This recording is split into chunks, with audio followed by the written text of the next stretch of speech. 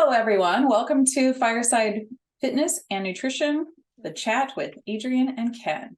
Today, we're going to be talking about post-workout nutrition, but also a quick home workout too. Do you want to begin, Ken? I do. Let's get this workout going. Okay. So this is going to be, let's see, whatever. I'm going to have 5 exercises. You're going to do it. This is a quick 10-minute body weight workout. You're going to do 5 exercises for 30 seconds, each one for 30 seconds, then rest for 30 seconds in between. And the first one is going, let me get this down so you can see me here. It's going to be squats. Can you see what I'm doing? You know what? Hold on. I can only see up to the top of your quads. That's not turn stage. Okay, there we go. So it's important that you just see this part of it right now to start off with. Okay, so squats, air squats, it's just going to be like this. Feet are about hip width apart, feet pointing straight forward, and you just squat down and squeeze your butt. So it looks from the side, and just squeeze. And you're going to go ahead and lock your knees. So squeeze your quadriceps and squeeze your buttocks at the same time. And your arms go out in front of you for balance. You're going to do this. It's about this tempo right here for 30 seconds. Okay. Then the next exercise, you're going to rest for 30 seconds after that. And then you're going to do jumping jacks. Everybody knows what jumping jacks are. For 30 seconds. And then rest for 30. Okay. Can people do modifications like us? I'm so glad you asked that. Yes. Difference if you have bad knees, you can go like this. That's a great modification. That's a modification for that. Okay. If you have bad shoulders, you could go like this. So you don't have to raise it up so high. So that's great. That's a great question. So the next exercise is going to be push-ups. Now, you can do countertop push-ups. You can do wall push-ups. You can do knee push-ups or regular push-ups. So wall push-ups would be like this.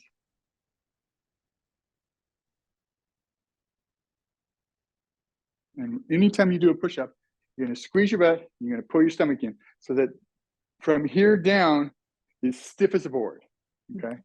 So that's the wall. Then you do countertop push-ups. Same thing, but you're at a countertop in the kitchen area. Or you can do knee push-ups like this here. So again, here, squeeze your stomach, put your stomach in, squeeze your butt, down and up, down and up.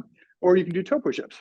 Squeeze your butt, put your stomach in, down and up, down and up. Again, that's for 30 seconds. And then you take a 30-second break. The next exercise is going. Knees down for the modified push-up, or should they be like tight to your butt? Or does it matter?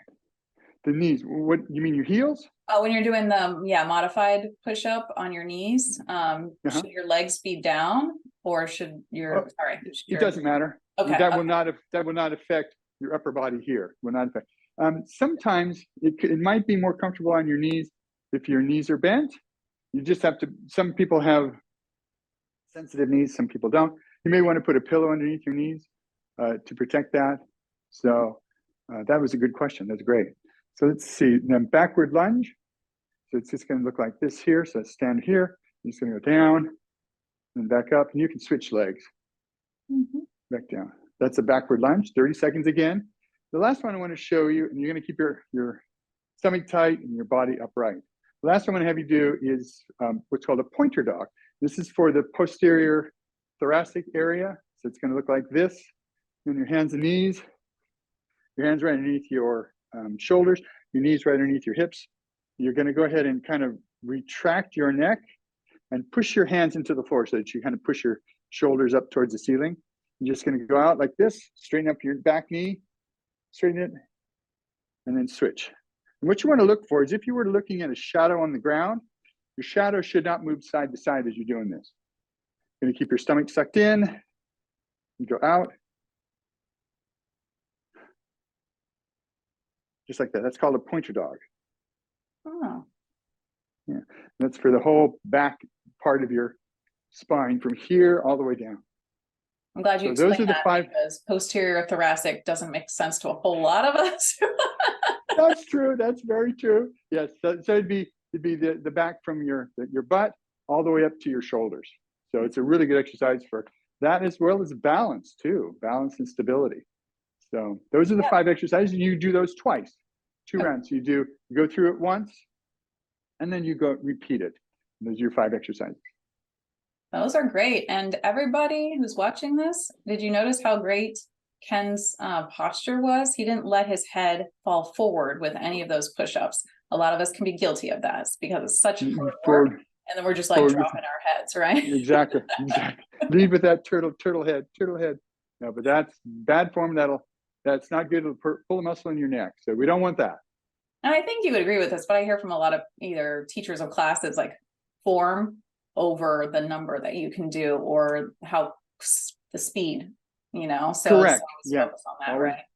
Always do it correctly, as opposed to how many can I get done in 30 seconds. Always do it correctly, and you'll see results, and safely. Yes, and that's a key part. So after you've done Ken's exercises, what you're going to do then is what do we do? Fuel your body with some proper nutrition, right? So after a lot of our workouts, we need to replenish our glycogen stores and to also help our muscles recover from what we just did, which was little bits of tearing in the muscle. And to help it rebuild and repair, you need nutrition. So that's why I'm here. You basically want to get a blend of carbohydrates and protein. Now, of course, you can get, lesser forms of carbohydrate from maybe, I don't know, Pop-Tarts, toaster strudels, that kinds of things, or a bagel.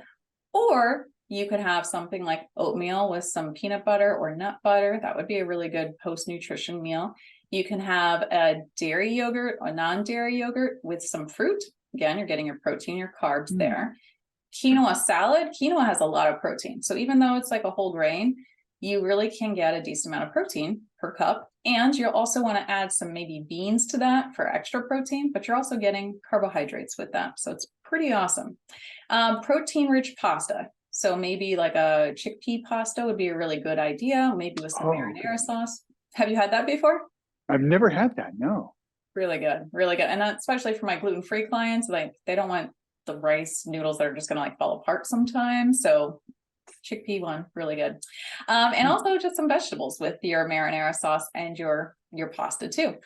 Fruit and nuts, super easy. You can throw these into a workout bag. You can have those little travel size bags, walnuts, almonds, anything that you like.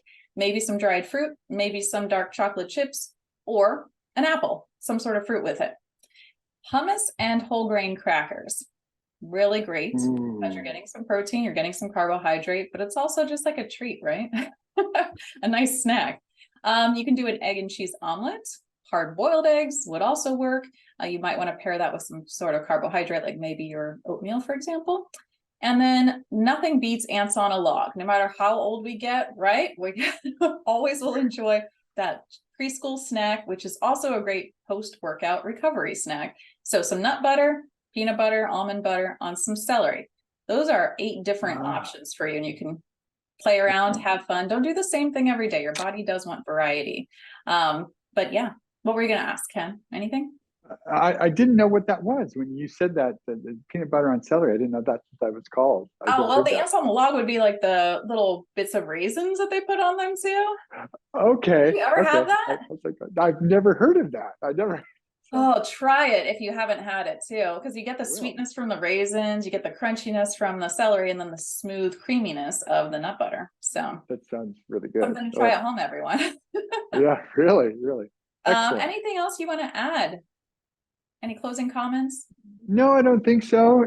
Just do that routine. Well, yes, I do. Routine 2 to 3 times a week would be good. And after say a month or 6 weeks or so, maybe you can add another round to it, and that would be your progression.